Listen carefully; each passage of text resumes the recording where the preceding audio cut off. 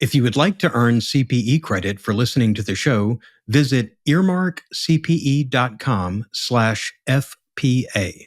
Download the app, take a short quiz, and get your CPE certificate. Finally, if you enjoy listening to FP&A today, please go to your podcast platform of choice, click the subscribe button, and leave a rating and review of the show. And now, on to the show. From Data Rails, this is FP&A Today. Welcome to FP&A Today. I'm your host, Glenn Hopper. Today, we have a truly exceptional guest joining us.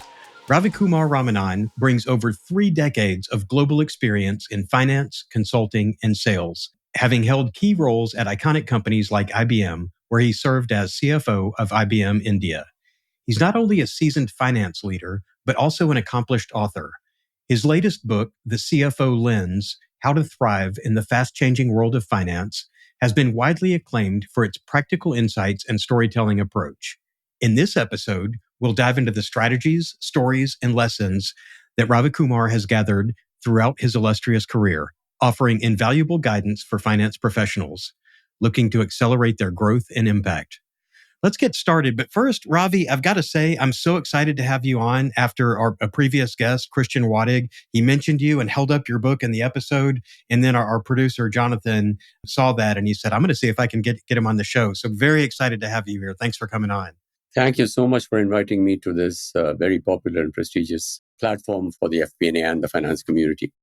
Yeah, I'm really looking forward to diving into some of the insights that you found. We've talked previously about your book, and I really want to focus on that and talk about kind of the lessons that you learned and what you've picked up in your career. So I guess let's start with, so in the CFO Lens, you talk about the role of CFO as accelerators of business growth. And I love this so much. Having spent my career in finance, you so often get labeled with the cost center and, finance is just, we're an expense category. We don't add value. And I think you really drove in and talked about how finance can, in the office of the CFO, can really accelerate business growth. So can you kind of share specific strategies or examples of how finance leaders can go beyond those traditional roles and sort of our reputation that we had in the past and how they can actively drive growth? If we just take a step back before we get into the finance role and look at the larger business environment, which is obvious to everybody, is that there are 2 things that are happening: extraordinary speed of business and change. And that has accelerated, particularly in the last 5 years. But even if you take the period of 10 to 15 years, the last 10 to 15 years, the speed with which businesses have to evolve and respond and take action has gone up quite dramatically.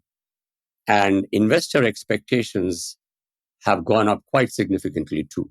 Investor patience, investor expectations of returns, everything around it. And the CFO is the center of the investor expectations. The investors say, hey, we gave you the money. You're the face, right? And that's one part. The second part is organizationally, because of the speed of business and the speed of change, it's no longer possible.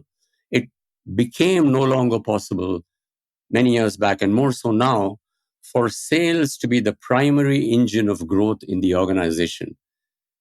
There was sales, and then there were 10 support functions around it: manufacturing, HR, finance, etc. But when you have an expectation of running at the kind of speed that people have to run, you can't have this hub and spoke model beyond a point. Everybody has to now contribute to growth in their own ways. You can't say, hey, you go. Sales will still be the front end. But we have to start thinking like we own the customer, we own the business, and we own the problems that arise out of the business problems that arise. We were analysts earlier, and then we became advisors and support functions. But we are like everything else, and it's not true of the finance function, it's true of all the functions. We are in a constant state of evolution. And the next stage of evolution is where you actively participate and contribute to the growth. Now, what does that require? One is a change of mindset, saying I'm not a support person anymore. And if you're talking about I need to play a part in the growth, then you have to own the results of the growth. right? You have to feel that the results are yours. The results are not of the business unit leaders. I gave them all the advice. I told them what to do or not, or her what to do or not to do. It doesn't work that way anymore. The CEOs and the investors and the CFO, as far as his or her teams are concerned, are expecting you to partner with the business unit leaders to own the performance and the results. And so it's a significant change in mindset. And I have noticed from experience, even it's been my experience, that I'll share some of those experiences later. I was in one instance where on a particular initiative in the organization, it was a big strategic, one of the top 3 strategic initiatives of the organization at the beginning of the year in IBM India. And I played the role of a typical CFO, investment evaluation, go, no go, how do we do it, etc. And then we signed off.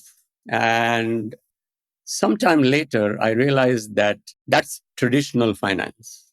The expectation of a partner or of an owner is to not stop at the sign off. Is to say, okay, I have now committed, $10 million. I'm taking a number, $10 million of company money, $50 million of company money. I just signed off saying, okay, you can go spend it. But are you then getting involved in the execution of the strategy? So what I did was I changed my hat from just being the person who signed off and then would ask for periodic reports of how it was going to actually go out and be in the field and start taking and feel like an owner. I used to go out, I used to meet customers, I used to meet employees, I used to meet the different stakeholders and started tracking the performance of that initiative. So what I did for myself was I changed my role from being a traditional CFO who brings in financial prudence, but also is now engaged in making the initiative successful. And that's what is the role of an owner. I mean, partnership and ownership go together. You're a partner and an owner. When you're an owner, you're a partner. And you do things together. So one is, the change from support to ownership, which means you are not now just resolving finance issues. Not saying, I did my piece, I did my approval, I sent my mail, I've given my part of the input. Organizations are expecting, they don't have time for Glenn to do his piece and me to do his piece, and the overall piece still remains undone for some reason. So can Glenn and Ravi also find out what else needs to be done to get to the final result of the output, which you do anyway as an owner? You do it in your personal life. You'll never say, I'm only the husband, I'm only the father, right? You will say a family's problem needs to be solved, right?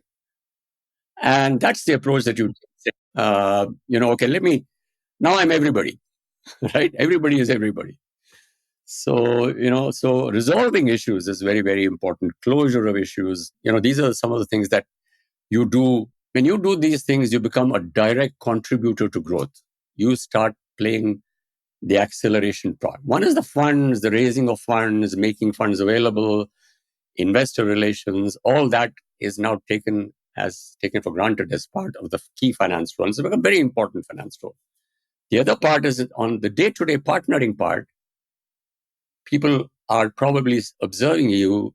And it's not just about people observing you. What I noticed was that, I know it's a long answer, I've got to draw it to a close. What I noticed is when I took the approach of an owner, I felt more like a stakeholder rather than a CFO. That makes sense. And I think that in recent years, FP&A has the term business partnering has been used a lot. And I think that that's so important to me because it takes finance out of this sort of ivory tower where you're not integrated with the business. And it says we're partnering across the business to help the departments and to add value to the departments. And I think that goes along so well with another strategy that you talk about in the book. And to me, it goes back kind of to like Andy Grove, management by walking around. Yep. And so my background a million years ago, before I went to business school, my first job was as a journalist. And I remember our editor telling the young journalists, coming in some afternoon, we're all sitting at our desks, and he says, why are you sitting at your desk? There's no news stories happening here. Get out of here. So kicked us all out. And I think, but that's kind of stuck with me. And it sounds like you've had a similar approach because you advocate, and this is going to sound crazy to people, but you talk about spending more time in the market with the actual customers so that they're not just numbers on a page. But tell me a little bit about, how does this external focus improve your financial decision making, and what are the best ways to implement this in practice? Because that seems, for someone who's not doing this now, it seems like that's a big ask. It's, wait, I'm the finance guy and you want me to go interact with customers? How does that work? One of the complaints against businesses, we always say that, for all the work that we do, we don't get respected sufficiently for the business. We don't get enough credit. We work so hard, which is all very true. But one of the grouses and complaints that business units have with finance people or support functions in general is that the solutions that they provide are good, but are theoretical. I cannot go impose that on the ground. Our role is now no longer to provide just financial solutions. There was a time when finance would typically be about, what are the terms and conditions and how can I get my money faster? And are there terms that are not going to be conducive to the company's health? And, all those kinds of things. Businesses now are always on the fly and they have problems constantly at them. And they want business solutions, which means that you have factored in not just the finance point of view, but the business point of view. You factored in the various stakeholders. What is the difference between how a business leader makes a decision versus a finance person makes a decision? The business leader is like the hub and spoke. He gets inputs from HR, he gets inputs from legal, from market, from the industry networks that he has or she has, and then makes those decisions. Ours is only one, spoke in that whole wheel. Now we can't be all of that. That's not the design point. But can we be somewhere in between? Can we take a step forward beyond being the finance spoke of the business wheel? And we can do that. So, I have the story that the CFO of a food delivery company, and this was about 7-8 years back when food delivery was still at the initial phase and startup phase, not like today where everybody is ordering every day. And that was a startup company, and he joined as a CFO of that company. And he spent a month in the office and said, now that I've got some basic knowledge, I'm going to spend the next 2 to 3 weeks only in the market, not wearing my finance hat. Literally packed his bags, went out to the market, met restaurants. Who are the stakeholders? The stakeholders in food delivery are the restaurants. They are the delivery people, the food kitchens. And he went and met all of them. And his explanation to me was, if I didn't understand their perspective and somebody coming to me with a CapEx requirement to say, I need to spend $4 million on this initiative, what am I going to base my decision on if I don't understand how it is going to play out in the market? Right? And when you have those conversations, you have those sound bites and you build empathy. The way to do it is that you actually go out in the market, and there's tremendous opportunity today to go out in the market. So if you go out in the market, you will get a pulse of what's happening out there. So next time you have a financial solution, you use a little bit of a pulse. I agree, it's never going to be as much as the sales guy. And then factor those in, or why the business leader will not accept your solution because of these other factors. Or those solution was, I used to make it earlier, but I know the market situation, this won't work. And the ways to go about, and this is not just somebody who is at a senior level or something, you can do it at all levels of the organization. Even if you're a 26, 27-year-old young FP&A professional, how, you can, and let me list out all of them, and then, people at different levels can pick. You can go make visits to the market, if possible to the customer, if not possible to the customer, at least to the dealer. Or you can go to the stores if you're in the retail business and see for yourself what stores are experiencing. You can get A lot of business is now done on Zoom calls or video calls, right? Your sales guy is interacting with a customer. You can go join and sit down in a sales call and just hear out the problems, right? One CFO told me, Ravi, you need to interact with customers just to understand how unreasonable they can be, right? So when you go and sit down and hear that, instead of saying, oh, my sales guy is useless, he can't sell this to the customer, you have a different perspective saying, the customer was unreasonable, let me help the sales guy. Yeah. Didn't we get into finance so that we didn't have to talk to customers? It feels like that's, otherwise we'd have gone into sales, right? Yeah. So no, you just do like 5% of your job, 2% of your job. This is not 20% of your job. Yeah. But it makes a lot of difference.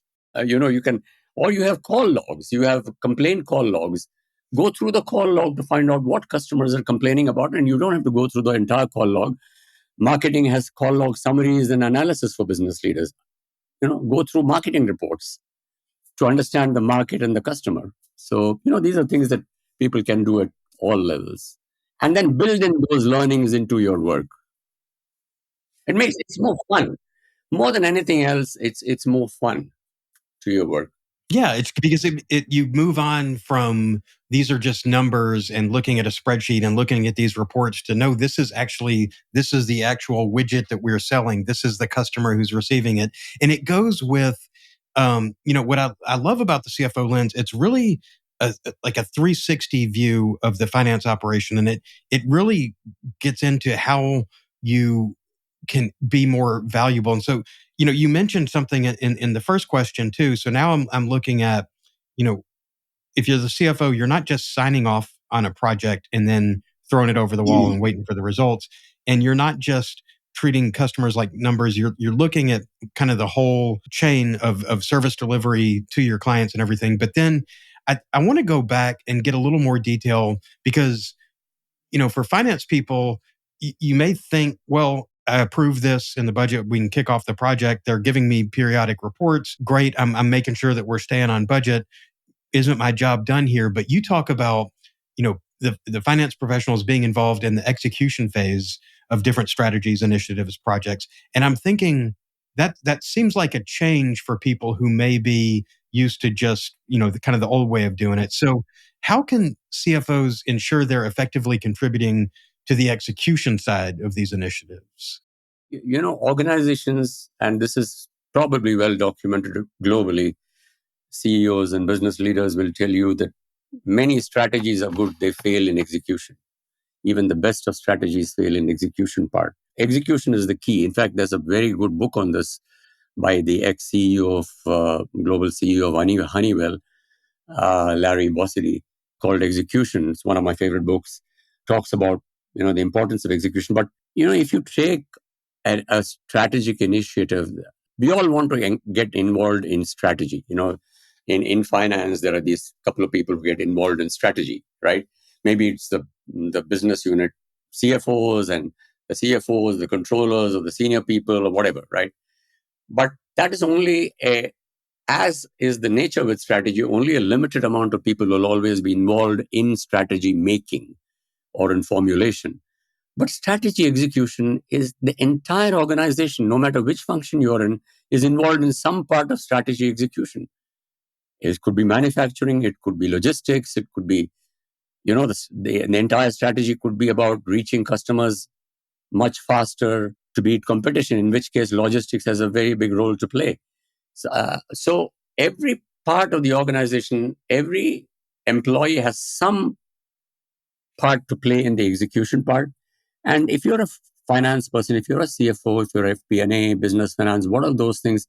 One of the things, for example, I typically look at is we make a lot of assumptions when we build a strategy. When we convert a strategy into financial numbers, we make a lot of assumptions around revenue, cost, geopolitics, and internal behavior, talent, all of the big variables, right?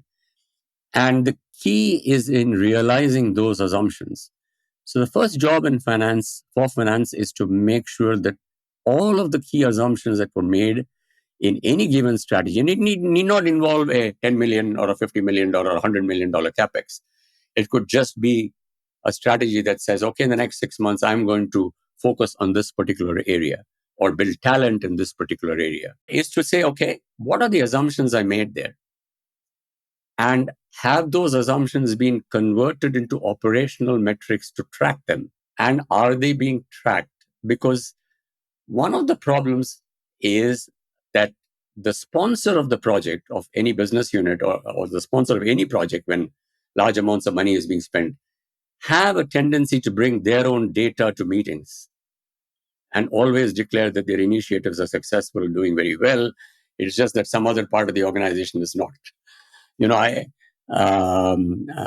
operation is successful, but the patient died, kind of stuff. We did everything right, but I'm sorry, I couldn't deliver the numbers. So finance has this role of bringing everybody on the same page through a very focused approach, saying, these are the metrics that we will look at. This is the frequency with which we will look at them. And we will keep changing the assumptions as we go along. We'll keep changing course. We're not getting stuck to something, but tracking those, highlighting the issues, making noise about things that are not getting closed and have become impediments. These are things finance can do in the process of execution. And in execution, many times, and this is again a changed expectation from the CFO, and once from the CEO to the CFO, is bring people together to solve problems. It may not be a finance problem. It may be some other problem, but something is not getting done. And you are the only one, finance, who has a 360-degree view of the entire organization. You work with all the leaders in my team. Nobody else does that, right? So sometimes bringing people together, cross-functional collaboration to solve issues and that's how execution happens. Execution fails when problems come, there is no collaboration, and it fails and it stops. Right? So this ability to bringing in people together doesn't mean you take all the action items. It's just that you're being the anchor of bringing people together to solve a problem. And that can be done even if you're in a small problem, not at a CFO level. That can be done if you're a mid-level manager in the areas that you work in. That can be done if you're a 30-year-old young FP&A person in your particular area. Something is not working. It need not be go get the head of sales. It could be bring manufacturing, logistics, and finance together. Something like that, which is not happening. So this is where execution, we have an opportunity to step beyond the traditional roles. Now, all these things that I'm saying, I just want to be very clear to the listeners is, I'm saying you can do this, that, this.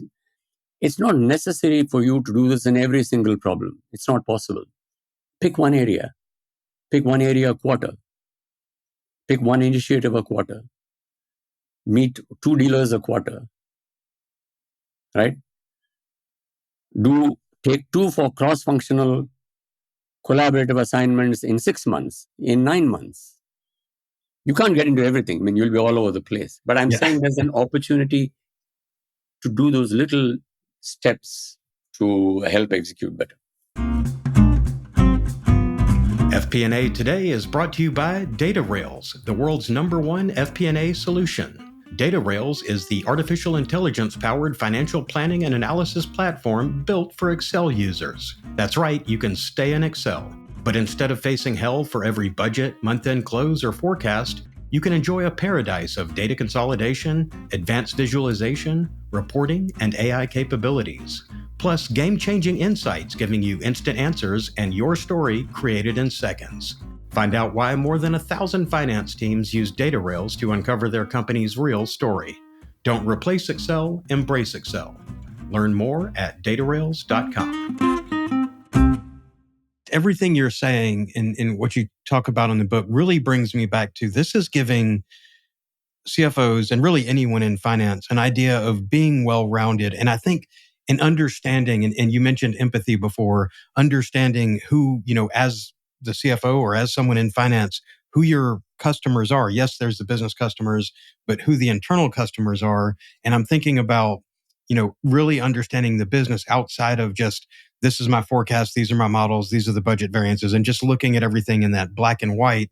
And I think this feeds into something else you talk a lot about and is actually getting traction in the finance world right now, is storytelling. And I think storytelling is a major theme in your book. And I think some of the stuff you've covered, when you have empathy, when you understand these other groups, when you're interacting with these other groups on more than just the person who's delivering the reports, then you also understand more how to speak their language and things that aren't just EBITDA, net income, gross profit, the stuff that is finance language. I think it makes you a better storyteller so you can interact with them. But, from your perspective, how can CFOs leverage storytelling in their communications with the other stakeholders and, kind of use that to enhance decision making and influence business outcomes? And I know that you talk about. Yeah, this entire topic of storytelling is becoming more and more important. Has been more spoken about now. It's very interesting. This is one of the ways of looking at it. Whenever we have any conversation, whether it's in our personal lives, whether it's talking to people who are influencers, whether it's business leaders, your people who work for you, we are always trying to influence their thought. We are in the thick of election. We always have these conversations around who to vote for in an election in the family or friends. And through your view, you're always trying to influence the other person's view, saying, this is why you should do it or not do it. Or if you're in a business meeting, you're telling a business leader, this is why you should spend the money or not spend the money. You're trying to influence them to do or not do a certain thing. And even in personal conversations at home, we do that. Now, it's important to understand how we influence. For very long, we believed that data influences decisions. And there are enough studies, not recent, but even some years back, that show, in fact, there's a Stanford University study by a professor who said that at the end of any presentation in any audience, the audience remembers 63% of the stories told and 5% of the data. Now, is there a more compelling case that we need to tell stories instead of data? Right? If something is 12 times more powerful, you better do it. Yeah. But we have been for a long time, and nothing wrong. This aligned with our role of being analysts. So we focused on the data. But with the shift from not being analysts, not even being an advisor, to being a partner, whatever language you want to use, you are trying to, and you'd want to influence. Whenever I go with a presentation, I'm coming to you with a presentation. You're the business leader. I want to influence you to do or not do a certain thing with my presentation, right? To think in a certain way. And therefore, I think it is time to shift our focus from what we say to how we say. For very long, we've been focusing on what we say, the data, the trends, the analysis it shows versus how we say it. And there is enough psychological studies and other things to show that data, when combined with stories, is what makes an impact on the listener. And you want to create an impact on the listener, right? You're in a business meeting, you prepared maybe till 11 o'clock last night, 9 o'clock meeting next morning, you want to influence the listener. And combining it with stories is really what people make decisions based on emotions, less on data and more on emotions. And stories appeal to emotions, right? So there is a very, very strong case, and because stories build the context in which something happened or did not happen, right? That then becomes very critical, and we need to build that ability. Now, in not many countries or not many institutions in the finance profession, in finance, is storytelling part of a strong academic curriculum. It's getting into there right now. So many people come out of with strong financial qualifications, but communication and storytelling is evolving in the finance head. And we just need to pay a lot more attention to it. Just repeat this one line: focus on how you say as much as on what you say. That's a great point, and I think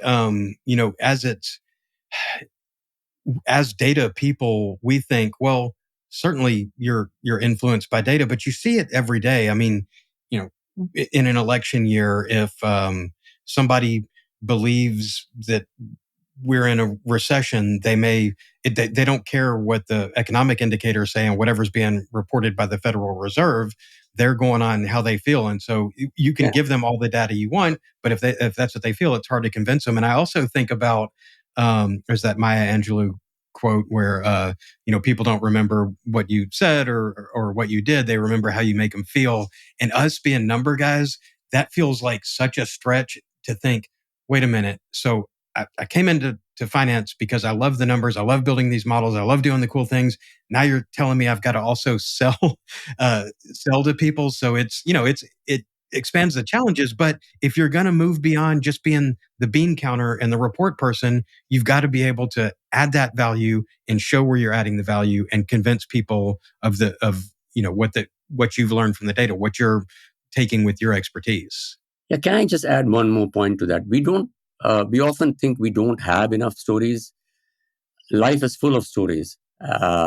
Everything, every time we have a coffee, we grab a colleague and say, come, let's go for a cup of coffee. There are some 5 different stories that come there. A customer who yelled at one of your sales guys, an invoice that could never be collected but was collected that morning, or some funny behavior that happened. You're always discussing stories. Now, some of it is too informal, but many of it is formal. And when you have those stories, all that you have to learn is now to fit that into your conversation. The stories are there. You don't have to think about, oh my God, what are the stories I have to create? And, the stories are all there. But we need to build that. We need to narrate that story along with the data. Then the data becomes more powerful. I think we are in a very, very unique situation today. One of the big asks of us is insights, right? And to provide business insights, you need data and information. And information is available in abundance. And data is numbers. And your skill is numbers. You're very good at numbers. So the ask of insights is very well matched by the resources that are available, which is abundance of data and your own personal skill. I can play with numbers. You give me a spreadsheet with 1,000 rows in it and I can play with it. So the end ask of insights is very well matched by the resources it's available to you and your own skill. So why not bring that together and, build more insights into it?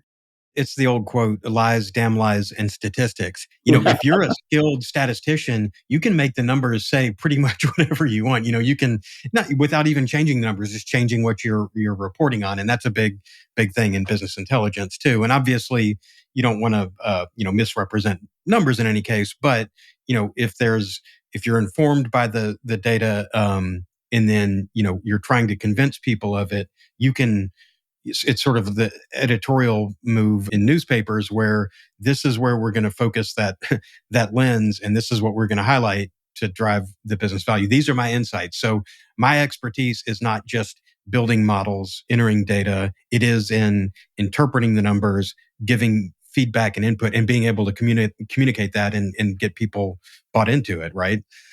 Yep.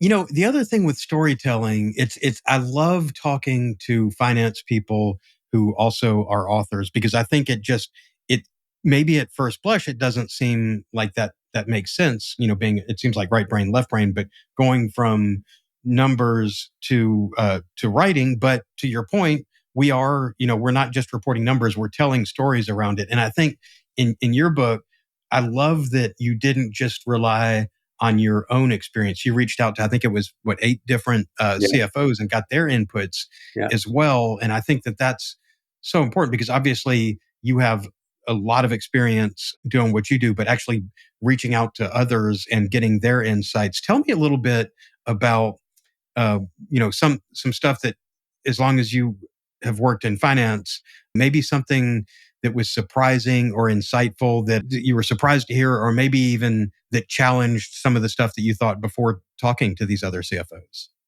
Yeah, I mean, these are CFOs in India of some of the largest companies. In fact, all the 8 companies that CFOs I spoke to are like household names. Everybody knows those companies.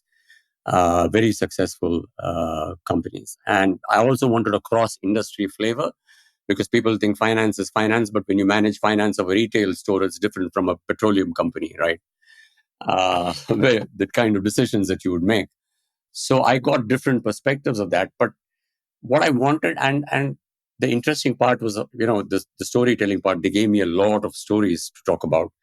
But there are 2 or 3 things that that stuck with me. One was one of the CFOs of a very large retail company. And he spoke to me about when we were talking about cost cutting and managing costs. And he says, we've all in recent years become familiar with this terminology of good costs, right? There are some costs, not all costs are bad, some are good. You need to spend them, you need to spend more of them, like, training, talent acquisition, that kind of stuff. Those are good costs. But he started with one example, which took me to a broader thing, which is, he says, when I cut advertising expense, he gave me a very tactical example, that when I cut advertising expense, I always segregate brand advertising from product advertising. He says, because brand advertising, people buy brands, people don't buy products. When you go to the shop, the first thing you look at is who made it, what brand is it, right? Where is it coming from? And that brand is very powerful. And he says, I cut it unless it's really necessary, I don't cut that. I ask people to go slow if my results are not good, if the numbers are not good. I want to do cost cutting on product advertising, buy this product, by this date, and, that kind of stuff. But the brand has to sustain. And that took me to a much broader point, which is the importance for the CFO and finance to understand the intangibles of a business. We all look at numbers, they are tangible, they are the result, right? How many of us would intuitively have linked the power of the brand to the number of the revenue growth or decline to gross margin, which we analyze in depth, right? If your brand takes a hit, your gross margins will take a hit, right? And several of the other intangibles in the organization. So what are in your respective industry? It took me to the point of thinking where saying, okay, the advertising is one intangible, brand is one intangible, not advertising, brand. But there are other intangibles in the organization. Some intangibles could be the USP of your organization, speed of delivery, right? That's the core. That's what Amazon is, reliability. That's what it's known for, right? So making sure that that's what the customer recall about your company is this company, not just Amazon, but many companies, is this company is reliable. And you make sure that those reliability metrics you track as a finance person, whether they are relevant directly to your job on a day-to-day analysis or no.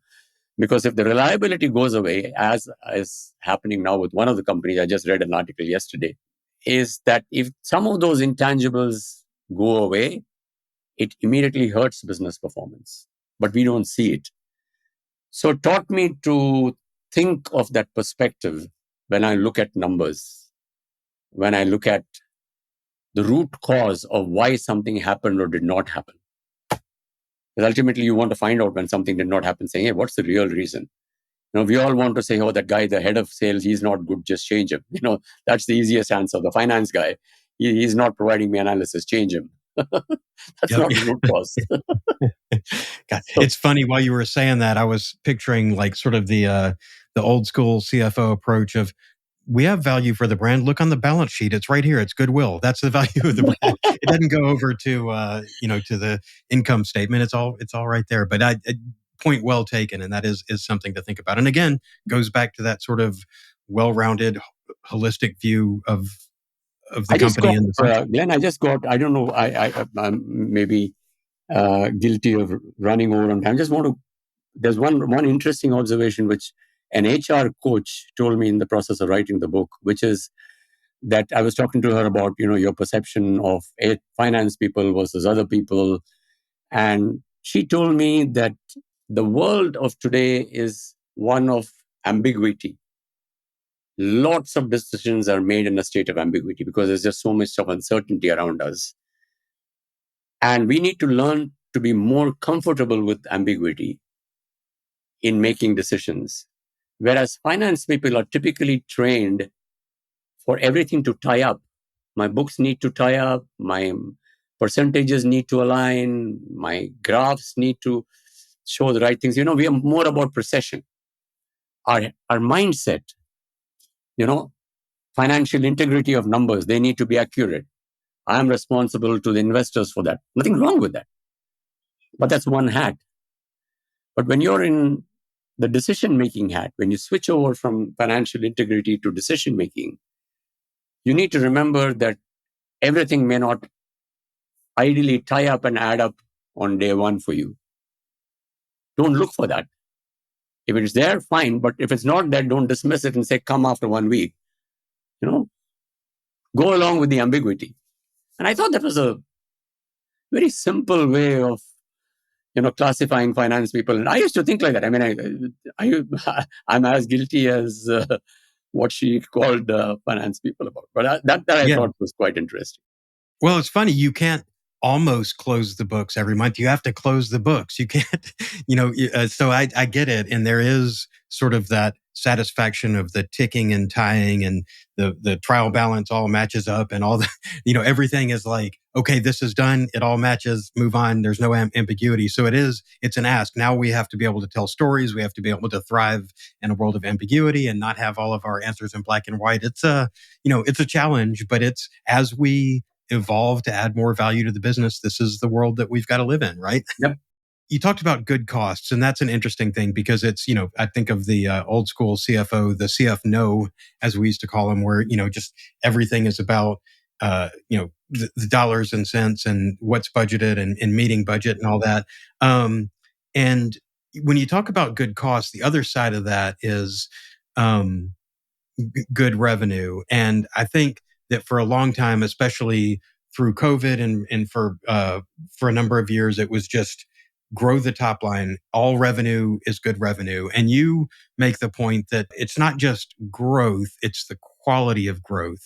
So I want to talk about that a little bit, because if you're looking and your top line's growing and, all else remains the same, it sounds great. So it's easy to just fall into, hey, we're growing the top line. This is good. But talk to me a little bit about, like, what indicators should finance leaders monitor? Like, how can we measure whether something is good growth or that there's issues around it?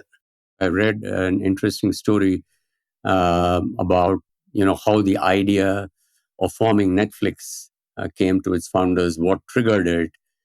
And one of the things that triggered, from what I read, is that the existing companies in that space were making revenue from what could be perceived as unsustainable. So a lot of the revenue would come from, delays in returning videos, delays in taking a certain action on the part of the customer. And similarly, you have several examples of customers whose revenue came due to excessive borrowings. They grew very well, but they were borrowing so frantically. And your numbers may not match on a quarter-to-quarter basis, within a quarter, or on a quarter-to-quarter basis. But on a 6, 12, 18-month basis, your balance sheet has to align with your P&L. And I've asked a question as a test of the quality of revenue, which is a very important aspect of the quality of growth. So, we all do things to meet current targets of, putting through some things that are maybe quick and dirty, or whatever is the right word to use for that. Maybe it's okay for the short term. It's not that there's something illegal being done. Maybe it's okay to do something for the short term. But is that the question that the salespeople will do that and move on? The finance people, and this is the CEO explained it to me saying, Ravi, the sales people worry about today. They worry about today's target, this week's target, this month's target. The role of finance, and they're worried about this year's budget and their commissions associated with that. The role of finance is to look for day after tomorrow. What does day after tomorrow look like? Right? Not what today looks like. And I think he summed it up very well, saying short term, yes, we need short term. Without short term, there's no long term. But it can't be all short term. And finance is the only one who can step back from the noise of the quarterly numbers and the results and everything and say, look at some of the major parameters. So you asked me what are the major parameters to look at in terms of quality of growth. Where is growth coming from? You start with the basic role of accounting, which is the role of finance in revenue recognition. And often I used to tell the team as a CFO saying, it's not about a 92K decision that came to you for approval and you said, I'm not going to support this. It is the tone that you set for the rest of the business as a finance person. It's not 92K. I can say 92K is not going to, if there's a little bit of black and white, if I approve a small deal, it's not going to, kill my numbers in terms of integrity. But as an accountant, you need to worry about what message am I sending to the sales teams for the future? What is acceptable and not acceptable? And believe me, I've seen this over a long period of time. They watch it. They know what will work at the top and what is acceptable, not, and then go do business accordingly. So accounting and revenue recognition. Look at the quality of receivables. I know this world is moving more towards B2C with advanced payments and all that. But in the B2B business, quality of revenue is quality of business. Quality of receivables is quality of business, right? Why are customers not paying you? Third one is, I told you the balance between short term and long term, right? We spoke about it. Don't just worry about today, worry about, is this sustainable in the long run? And then the basic balance sheet ratio. So one test that I've given in the book is to ask the question saying, is your balance sheet growing faster than your P&L? Now that balance sheet can grow faster than a P&L on a 6 or a 12-month basis. You may have had to make in a lot of investments to make something happen for the next 2-3 years, or you had to do a couple of things. But if you take the global financial crisis problem in the 2008-9, the balance sheets kept growing much faster than the P&L. The receivables kept growing much faster than revenue. And that led to uncollectible receivables. The uncollectible receivables kept growing much faster than the revenue. Initially, the revenue was growing, the receivables was growing, everything looked okay. Some months later, all the quality of receivables came into question. And suddenly, the balance sheet looked 4 times bigger.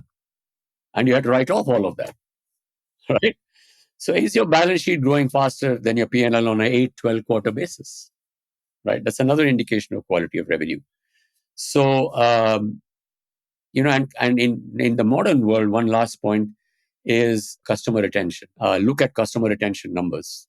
How are you just adding new customers by discounting and throwing freebies at them? Or are your customers who came in 2, 4, 8 quarters back buying more from you? That's a quality of revenue test. So, hearing the stories and your experiences, I think when we have people on with the experience and sort of the breadth and the depth of your knowledge, I think it's really, we talked before the show, we have a wide range of listeners here from CFOs to mid-career folks to people who are just starting out in FP&A and trying to map out their career and figure out where things are going. And just from your experiences in the corporate world and in writing the book and what you learned in sort of the approach that you have to the finance function, what would be your your top advice for people, whether early career or mid-career, if they're looking to expand and they want to, they aspire to be in the CFO seat, or even for people who are in the CFO seat, something to think about in the way that they're performing. What sort of takeaways have you pulled from your experience and from working on the book as well? I would probably add a couple of things, and they're kind of pretty random. There's just a couple of points that one is to understand if you're a young professional, if you're a FP&A guy who's a couple of years experience, or even if you're a mid manager or whatever, is spend time understanding the bigger picture of your work. So if you're an accountant who's giving data to an FP&A guy, don't just give the data. Understand what happens with the data. What does the FP&A guy do with the data? How does that get translated into a presentation, into an analysis, into decisions? Do you have to do it every other day? No. Do it a few days in a year. Try and understand the bigger picture of your customers, your internal customers, or something like that. This is the same thing that we spoke about earlier, where we say, go understand the market. By understanding the market, you are trying to understand the context in which numbers are happening. So building that continuous ability, that thought process of understanding the context and the bigger picture. So if you're a mid-level manager, if you're a business unit CFO, or go talk to your CFO about what are the investors telling you. You meet the investors often. I don't meet them. What are the investors telling you about the company? Right? Because that will translate into strategies and business decisions, or into communication, internal and external. So understanding that context, because the analysts know what competitors are doing. They know what trends are there in the market.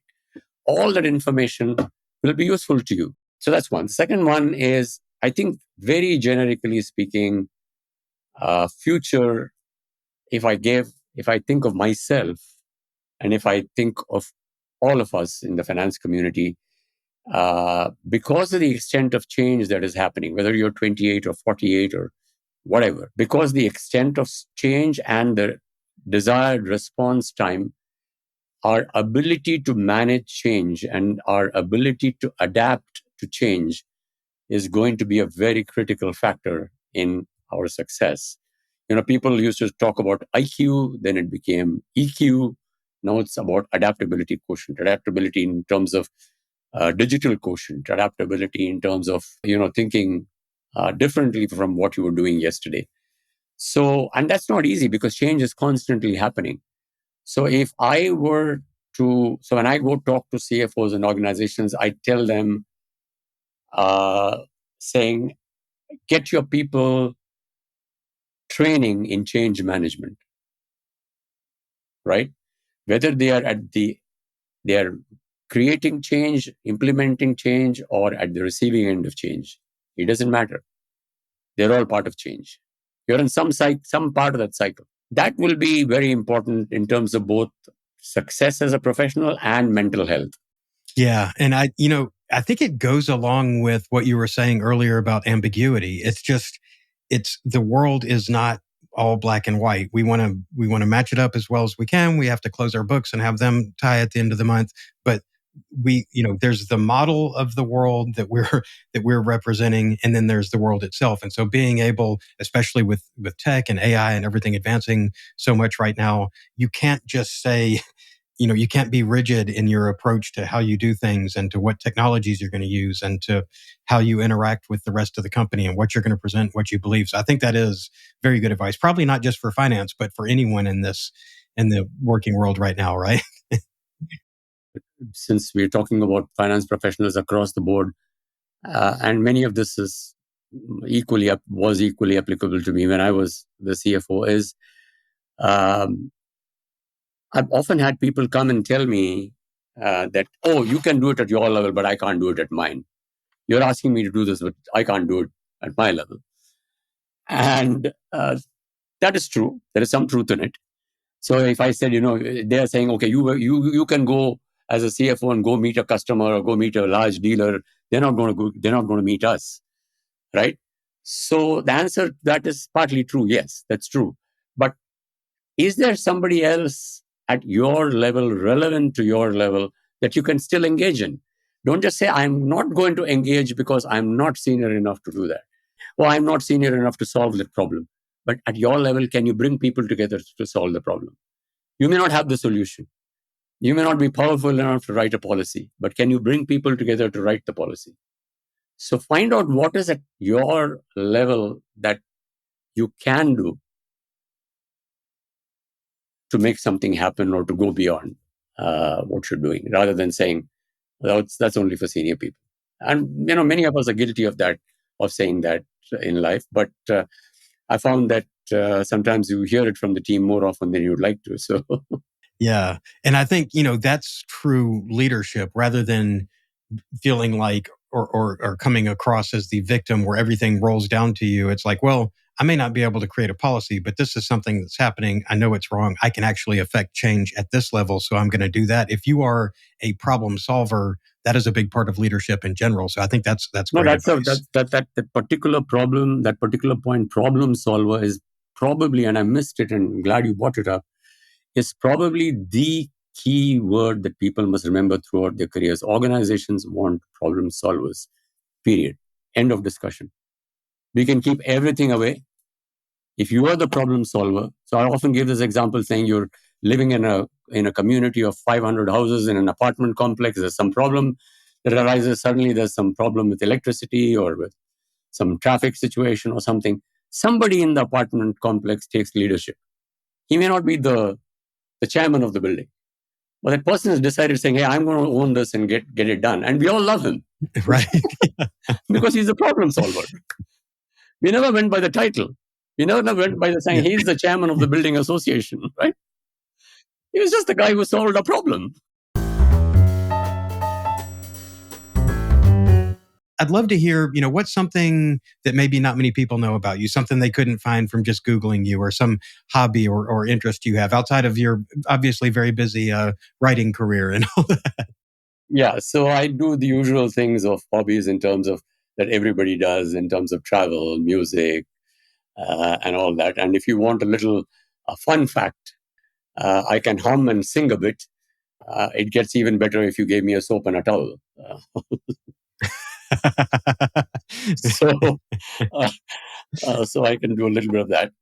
But I'm into the usual things that people do. I read a lot of books. They have very different subjects, right from philosophy to politics to a lot of things, management, and just helps build a wider perspective. And I love music. Those are the two things that I do. And my becoming an author is completely out of. If it's of any interest to people, I never even dreamt that I'd become an author. I quit and I thought I'll take a break, and then suddenly I said, "How about if I write a book?" And it's a longer story than that, but you can write anyone can write a book. Now I believe anyone can write a book. That's great. All right. So when we talked about this before the show too, I have to ask everyone, you may not have, it may be, it may have been a little bit since you've been in Excel, but we always are curious. What is your favorite Excel function and why? Yeah. So, so I have not been actively using Excel in at least the last couple of years because I don't have a regular CFO or kind of a job. But we all still are at it. It's still a tool that so much part of our life. Spreadsheets. Among the Excel functions, if you say what are the ones that I like the most, you'll almost get a very predictable answer, which is the functions that are into scenario planning and financial modeling. So the very simple ones like what if combined with a with and an or a what if combined with a choose, and choose which of these best options will work for the company, or from all the parameters that I've set. So these are some of the things that very often, or even when you're sitting in office and you come up of all the chatter in the meeting rooms, and you come back to your room and you're sitting in front of your computer.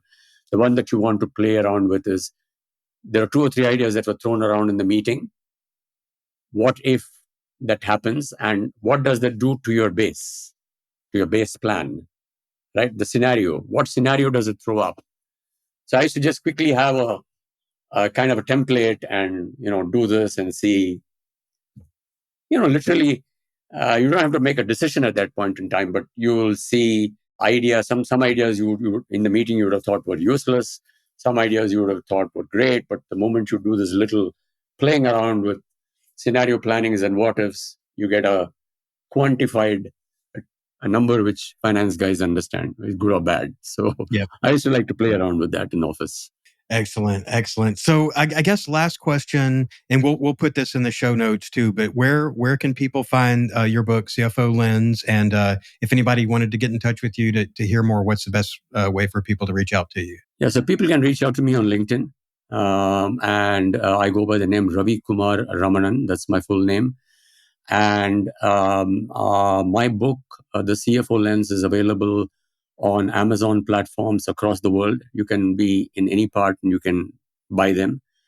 So just search for the title CFO Lens and Ravikumar, and you should be able to get it. And if you have a problem, message me on LinkedIn and I'll try and find a way out. All right. Ravi, thank you so much for coming on the show. Thank you so much. Thanks for having me on here on such a respected platform. Great talking to you, Glenn.